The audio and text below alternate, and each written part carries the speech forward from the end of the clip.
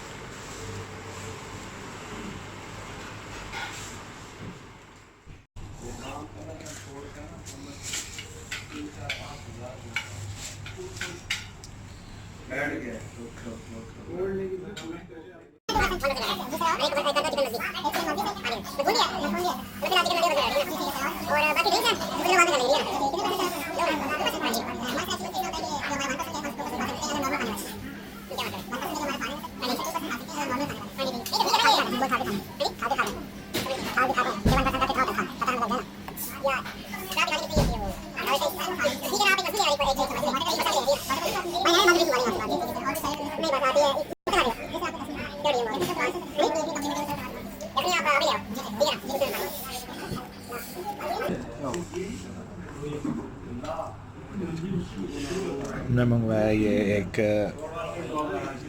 Chicken मदबी और एक ये चिकन मंदी।